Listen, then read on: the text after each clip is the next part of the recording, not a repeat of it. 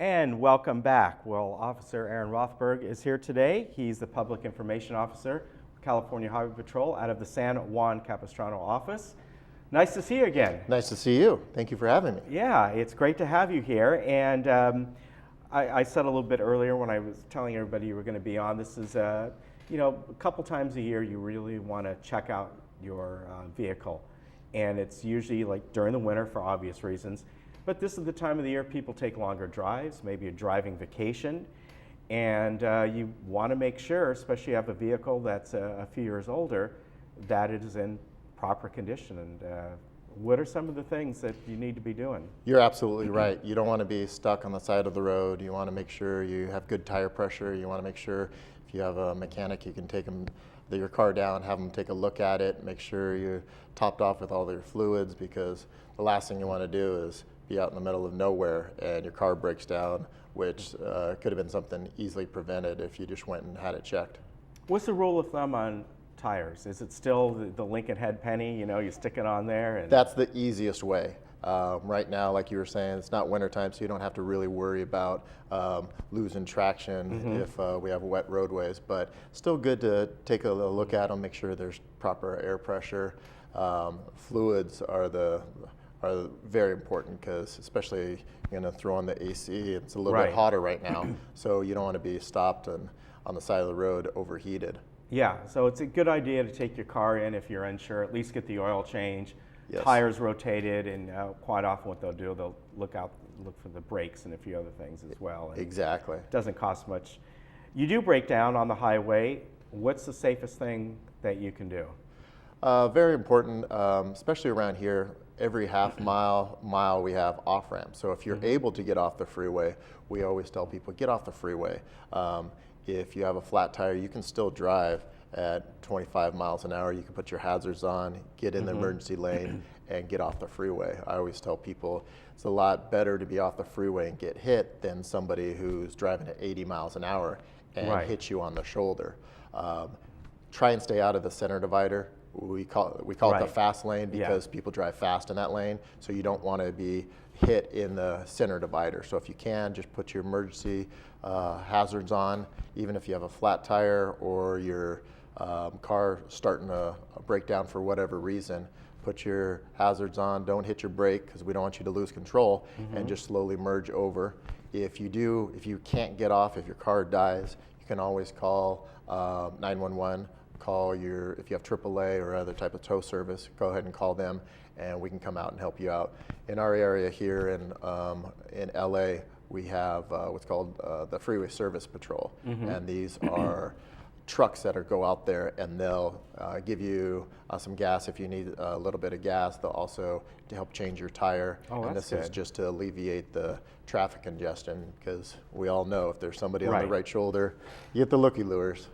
If you do, you're broken down on the side of the road, on the side of the freeway, what is safer, staying in your vehicle or getting out of your vehicle and getting over to the brush or that area? I've always thought, what if you're sitting in your vehicle and somebody hits you?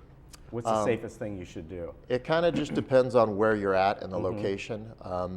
Usually the rule of thumb is we tell people stay inside your vehicle with your seatbelt on. Okay. We have all these great technologies now to make us safe. We have airbags, we have the way they design the cars to keep us safe in there. You don't want to be on the side of the road and get hit by somebody doing 80 miles an hour, as compared to sitting inside the vehicle where you have all this steel and everything around to keep you safe.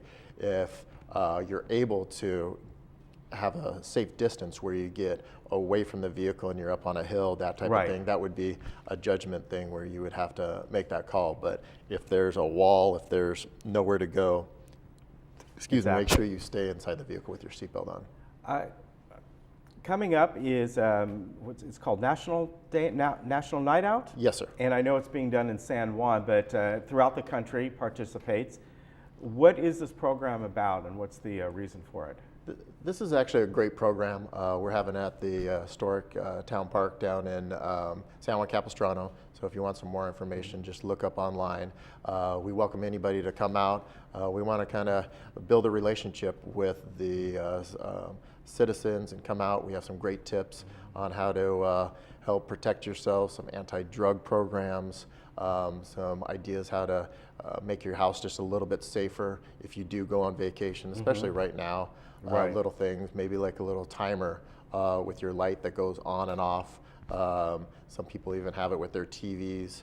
Make sure the mail doesn't stack up in your mailbox, because these are things that people will look at and maybe make your house less of an easy target.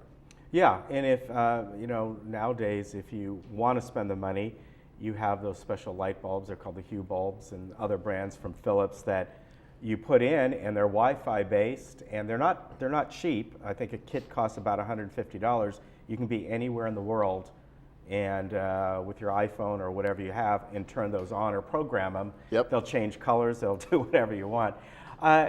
This is also the time of the year with 4th of July, and now we're having a Labor Day coming up. People are out there driving, they're partying.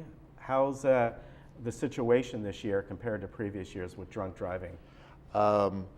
Every year you'll see us, we call it a maximum enforcement period. We realize that 4th of July and other holidays like this, people do like to get out there and drink. So you're going to see us out there. There's going to be sobriety checkpoints. We want to make sure that we can make the road safest as we can. But a big trend that we're starting to see is people are driving on prescription drugs. And not a lot of people realize that it's still driving under the influence. Yeah. Either an influence of an alcohol, drug, or some type of prescription pill. So it's very important that people look at the prescription bottle, because most on the bottom it'll say, do not operate a heavy machinery. And when you come to talking about a vehicle, that's a heavy machinery. Exactly. So we're not talking about a farm vehicle or forklift like some people think. This is actually a weapon that people are driving, and it can impair your driving. So we're starting to see a big trend on that, and we're cracking down on it. A lot of people can look at alcohol and they can say, okay, it's 0.08, that's my limit. I can have a couple beers and then I can drive. But unfortunately now they're doing that, and they're taking some type of painkiller, Vicodin or Soma, one of those, and it's still impairing them, and we're getting some bad accidents that way. With the prescription drugs or any kind of thing that impairs your driving, can they be cited for that? Exactly like drunk driving or driving with alcohol or other illegal it's drugs? the exact same thing. Okay. You will, if you're convicted, you will have a DUI. It's Okay. just under a different section. Instead of alcohol, it'll be under drugs. Face the same sentencing and the fines for it as well. So it's something that a lot of people have to be worried about, and a lot of kids are. It's a growing trend that is. It's unfortunate because a lot of these kids don't know what the pills are, and they're just taking them. So very important that keep your medications in a safe spot. Don't hold them around for years thinking, well, I might be able just to use this one day, because if you have children or grandchildren that go into your medicine cabinet, they're going to take it. And who knows what's going to be the effects on them. When we're on the highway or just on a surface street and we see an officer that has pulled somebody over for whatever reason, what is the best thing that we can do? I know about a year and a half ago there was a specific rule change that said this is what a driver going by needs to do. And what is that? If you're heading down the freeway and you see an emergency vehicle, be it a fire engine, police officer, or even Caltrans out there doing some work, the law says you have to move over a lane, slow down and move over a lane. And that just gives us a little extra lane cushion. Like we were talking about before, there's a lot of looky-loos, and everybody wants to look over and see what happened. So slow down, get over, because unfortunately we lose officers every single year. Caltrans and other construction companies still lose people because people aren't slowing down. They're not moving over, either if they're on the right shoulder or even sometimes in the center divider. Just slow down, move over, and give us a break. If it's on the side streets, you can do the same thing. If they're pulled over in the right lane, just move over. Give them some extra space. Yeah, and you tend to, if you look over at something, you almost tend to kind of drift over there. It's just, I think it's just a natural instinct we have. Yeah. We may not even realize it. I think it gets worse as you get a little bit older.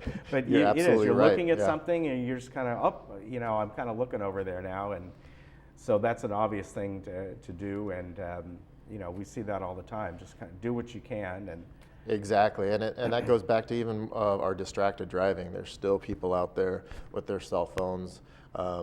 Everybody sees it.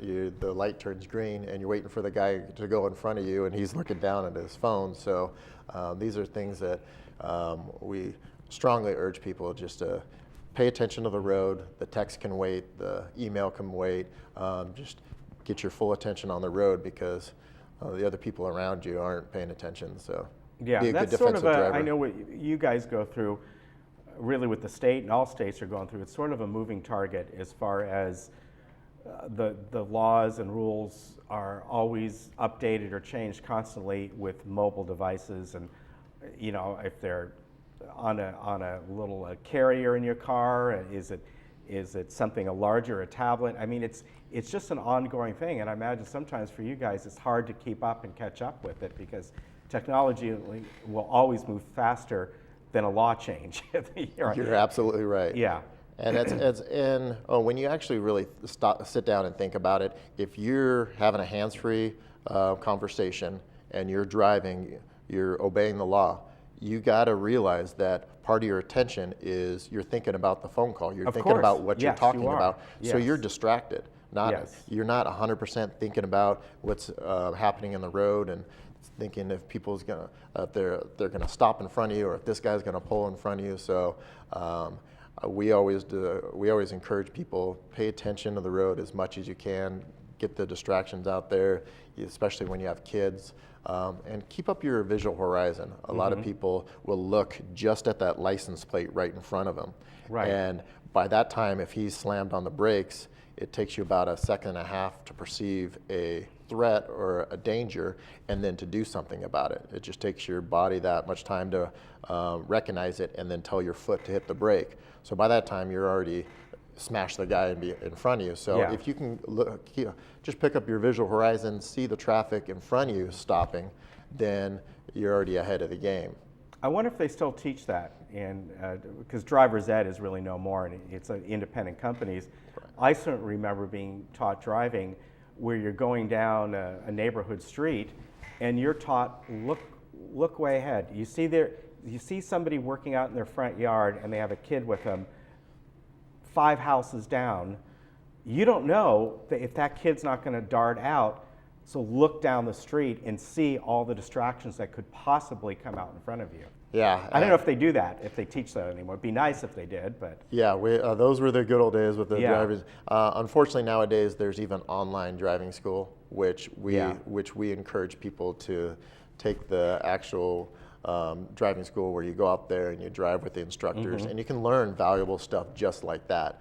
When you do it online, people would just do enough to get it done, and it's that experience, and that's why we don't allow kids when they first get their license, because they're inexperienced, to drive with other kids. Right.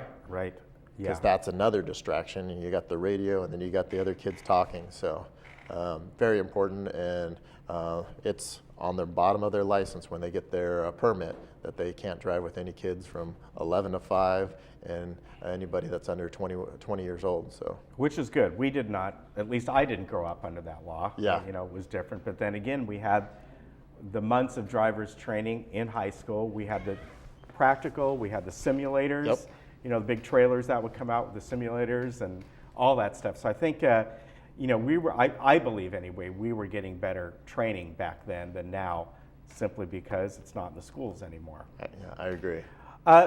Online, there are different resources, both from Caltrans and the CHP, that if you are planning a drive anywhere, maybe you're just going down to San Diego, want to check the traffic conditions, you can go online to both those and find out information that you need. Yes, very important to do that, especially here in the summer months. If you're going down to San Diego, be prepared. Friday and Saturday during the afternoon, it's going to be backed up all the way down to San Diego. Yes, unfortunately. And then Sunday, everybody's returning, so northbound 5, you're going to get a lot of traffic. So if you can go on those websites and be prepared, maybe leave a little bit earlier, you're going to avoid that traffic, get to your destination, and be able to enjoy your time instead of sitting on the freeways and with all the other people. Yeah, exactly. It's a great help. And you can also, use things like the Waze app and things like that. Before you leave, I think it's best to look at something like that. Maybe you have 2 different ways you can get somewhere, Yep. and that at least is going to tell you what's clear and what isn't, and you can kind of plan ahead. Exactly. All right, great. Thanks for coming on today. And we want to remind people that you guys down in your office do the car seat still, right? Yes, For the kids. I'm actually the coordinator for that. We, on an average, about 80% of the people either don't install it properly or don't tighten the seat down. So it's a free thing that we do for people. Just call up, we'll get you an appointment, we'll come down, give you some education on the car seat, give you some education. Little things like people don't realize, you go shopping and we always say the can of peas that is in the grocery bag and you have to swerve out of the way. We don't want that can of peas going up and hitting the infant in the head, so we try and lock it in the trunk or put like a tarp in the back. But it's a free service that we do. So anybody that we can check it out. Even if you've had it in there for a couple of years, let us check it out, make sure it's safe, because these car seats, they're designed in a way to keep the kids safe, but they have to be properly installed. Yeah, it's a phenomenal service. Back when Chris Goodwin was doing this job, and he did it for me, and he actually, we don't live too far apart, so he actually came over to my house. They don't do that. But I remember, it's not easy to put some of these in, and he, once it was in, to lock it in place, he's a big guy. He physically sat in that car seat to push it down, and then reached around and tightened it. So that's what these guys do and ladies do that are down there.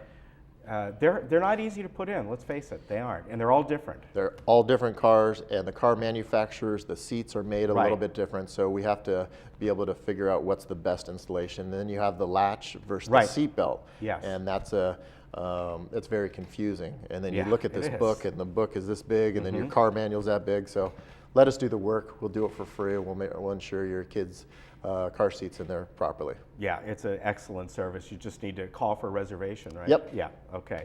All right, very good. Aaron, great to see you again. Great to see you. Thank you for having me. All right, you take care. We'll be back.